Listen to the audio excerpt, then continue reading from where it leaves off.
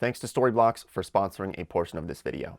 Hey everybody, welcome back to the channel. So in this video, I'm going to share some regrets that I've had in my life from the past 22 years. I guess I'm still pretty young, but I wanted to share these with you, and it's really with my hopes that somebody can watch this and maybe from one of the habits that I regret or one of the things that I've done in my past that I regret, that somebody can watch this and decide that they're going to change themselves. And it's really something that I enjoy making these videos. I love making these. So let's just jump into it right now. All right, so arguably one of the worst regrets that I've had, it's not one specific incident, but it's more so this habit over a long period of time that eventually got even worse.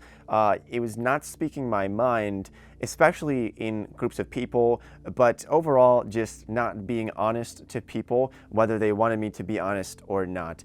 So I'll give you some prime examples of this, but let's say that you're in a meeting with 12 other people and you're person number 13, and the 12 people all agree on something. They say, you know, this is the right way to take our company. We should go with this new company logo, and you think it's a terrible logo, and you think that we should use a different logo. But so many of us, we fall into this problem of what's known as groupthink, where, you know, if everybody's agreeing on something, we don't want to be that one person who disagrees with those 12 other people. We don't want to be that person. And so we decide to just sort of be submissive and say, you know what, fine, sure, I agree with everybody, that's the right logo. But what happens here with groupthink is maybe most of those people didn't even like that logo, but one after the next, they just kind of fell in order. And so that's just a quick little example of how this has kind of affected me in my life in just meetings or with people, even with family, with friends, when we get into this habit of not speaking our mind and not speaking up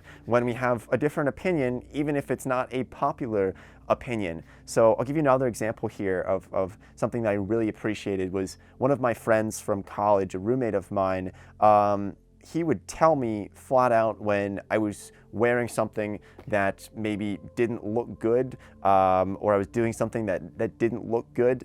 And so I remember I would ask him and say, hey, do you like this shirt? Should I wear this shirt to this event or this party or something? And he would just tell me, you know, it looks pretty bad. You should wear something different. Why are you wearing a black belt with brown shoes? And I look back on this now, and I think how much I really appreciate something like that, for somebody to be honest to me, because right now in society, it feels like we're so focused on building each other up, very important of course, but we're so focused on building each other up so much that we end up not being honest with each other. You know, if somebody says, hey, do you like my outfit? People always say, yeah, it looks great. But what if it doesn't look actually great? I mean, so here's the point that I want to make, is that when people are not honest, when they're always just telling you, oh yeah, that looks great, you know, that shirt, your flannel shirt with your camo shorts looks great, Nate. When people are telling me that, you know, it starts to make you think, is this person actually being sincere? Can I trust this person's opinion? Because I feel like they're just going to tell me what I want to hear all the time. And so once my friends started doing that a lot, just telling me, Nate, look, this is pretty bad. You should probably wear something different. And he would just give me his honest opinion when I would ask him. I really learned to appreciate that so much. And so I started doing that a lot more, is just being very honest with my thoughts. Now, of course, you need to draw a line somewhere. If your significant other, if you're going on a date and they ask you if you like their new haircut or something, you're gonna have to say yes to them. So, you know, don't be stupid with it. But if it's something very small or something that they can change and they ask you your opinion, maybe put it very lightly that you don't like something as much as what maybe they are excited about it. And I know that sounds really harsh, and some people might disagree with that, but I love it when people are brutally honest with me. I really appreciate it, and it makes me trust them for their opinion, whether it's something that's building me up or just giving it to me straight and just telling me, hey, Nate, this is what I think. So I really appreciate it, and it's a regret of mine for not speaking my mind, whether this is with groupthink or with just other conversations with friends and family and other people around me. So another big regret that I have pertains to investing. And if you've watched this channel for a while, you'll know we talk quite a bit about money and investing, so it felt very fitting to share this one with you. A big regret by far is that I would dabble in investments that I was so confident on. ones that I was so certain that this one stock was going to increase significantly, or I was so certain about a certain type of business opportunity, or a certain way that the markets are shifting. This doesn't happen very often. I'm certainly not a genius, but there's going to be a couple of times per year. Anybody who spends a lot of time looking at investments, there's going to be a couple of times per year where you're just going to have a golden opportunity that comes across your desk.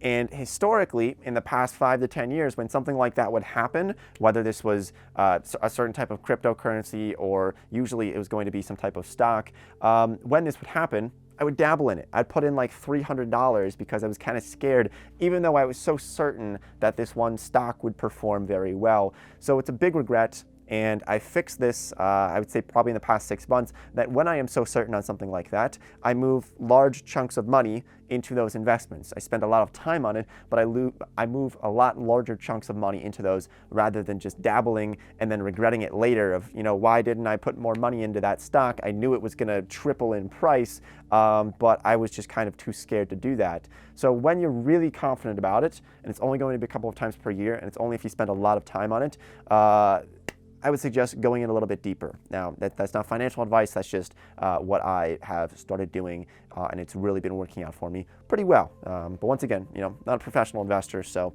don't take my advice. I'm just a random guy here on the internet that you're watching. And by the way, let's get started with the sponsor for today's video before we talk about the next 3 here. So thank you for Storyblocks for sponsoring a portion of this video. If you know Storyblocks, I've been working with them for the past few months. I've used Storyblocks for a lot of my content, whether this is B-roll for this video, whether this is the background music that I use for most of my videos. I get almost all of this, a lot of this from Storyblocks. So their affordable subscription plans allow you to stay on budget while telling the best version of your story with the most affordable subscription plans and tools on the market that scale to meet your needs. I think one of the best parts about Storyblocks is their unlimited downloads. So with this unlimited all access plan, it gives you unlimited downloads of over 1 million assets in their library, so you can try out multiple different options quickly and find the perfect fit so that you can create more and spend less without sacrificing quality. And I think one of the best parts is their ever-growing library that is demand-driven, so they're constantly adding more and optimizing 4K and HD footage, After Effects, Premiere Pro templates, music, images, sound effects, and so much more to give you everything that you need to bring your stories to life. And all of their assets are royalty-free, so you can use your downloaded content anywhere for commercial and for personal use. So thank you, Storyblocks, for sponsoring a portion of this video. I will leave a link to them down below if you want to sign up for them. I've been a member with Storyblocks for almost a year now, and it really is a great service. I would highly recommend it to all of my YouTube friends and other friends who are interested in finding a lot of stock footage and using it for their projects. So another regret that I have is not staying in touch with genuine people. I think we can all kind of relate to this, that probably for every 100 people, it feels like there's only 5 who are genuinely interested in your best interest and your friend and really do care about you a lot. And I was looking at my friends that I have, and I feel like I have a decent amount of friends, especially just because, I make YouTube videos and I make a lot of friends along the way. But what I noticed from this is that there's a lot of shallow friendships, and then there's some really, really good friendships. And there's probably for every 100 friends that I might have, probably 90 of them are, just kind of, we're friendly, we might hang out, but 10 of those out of that 100 might actually be really genuine people who I can really connect with on a very deep level. And a regret that I have is not nurturing those friendships with those people and letting them kind of fall apart. This could be that maybe somebody moved to a different state, or maybe we got different jobs and we went to different areas, and we went to different schools, or something happened and we didn't make amends or something. But not nurturing those friendships of those really genuine people is a big regret. And I'm glad I've kind of hopefully caught this now at 22 and not at age 62 when I've lost all of my friends because I didn't nurture those really close friendships. But it's a really simple fix. You can call people up. There's people that I was so close with for what feels like so many years, 5 or 6 years. We drifted away. One easy phone call. Hey, what are you doing? You want to go get lunch somewhere? Let's go hang out. Let's go catch up. Next thing you know, it's like you never skipped a beat. And I think it's really, really great. So I would recommend doing that as well, is just nurturing those friendships that really do matter and the ones that are very deep. There's a lot of people in this world, and you don't have to be friends with everybody. I would much rather have 10 to 20 extremely close, good friends rather than have 1,000 very shallow friends that, you know, we don't really know each other that much. That's just a personal opinion, but hopefully, you know, some people can see where I'm going with that. Now let's talk about the next sort of mistake or regret that I have, and that would be avoiding public speaking. And this sometimes would be at a funeral, maybe, where I wanted to say something, but I was sitting in the back and I didn't want to get up. I didn't want people to look at me. I'm an introvert, so naturally I'm pretty scared of public speaking, but I think even a lot of extroverts don't really enjoy the thought of getting up on stage and speaking to a large group of people at a wedding or at a funeral or at some big event where you get up on stage, and it can seem like a pretty scary thing. And actually, I remember this survey, it seems like it's been around forever, most people probably have heard of it, that when people were surveyed of what they are most scared of in their life, they ranked public speaking as #1, and #2 of what people are most scared of is death, meaning that people would rather die than do public speaking, which is a pretty crazy little survey. And I don't know who actually conducted that, but I've heard that since I feel like I was very, very little. So I assume that it might be true because a lot of people are scared of it, including myself. So how do you get better at public speaking? It can be a pretty tricky issue, but I really focus on just channeling that energy, because we have so much energy where we're nervous and we're just very, very a little bit scared. And so channeling that energy and really just using that to perform well and to speak well, I suppose that's a lot easier said than done. But I've gotten a lot better at it, and now I've been working on it. You know, it's a work in progress. It's a regret that I haven't gotten up and spoken at certain events that I wanted to.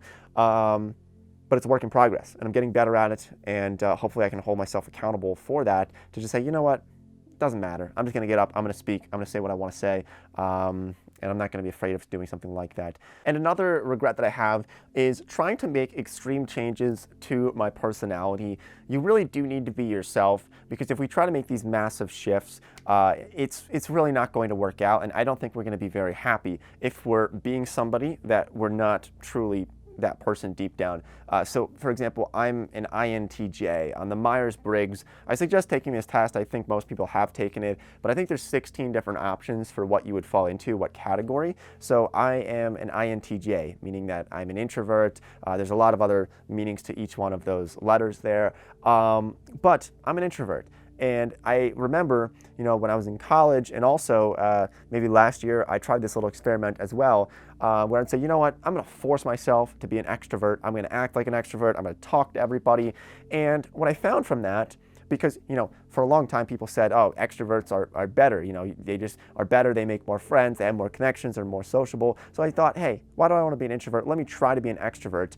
And I gave it a go a couple of times. And maybe I shouldn't totally regret doing that experiment, but the regret here is trying to change significantly and thinking that I could become an extrovert. Because at the end of the day, you know, I'm an introvert, and I get a lot of energy from being alone and being able to think and walk around and be able to think in my own head here, and I'm different from an extrovert, and I can't be an extrovert. I can act like one, but I don't think it would really be very helpful for me in the long run, and I don't think I'd be very happy if I tried to force myself to be an extrovert for a very long period of time. So that's what I believe.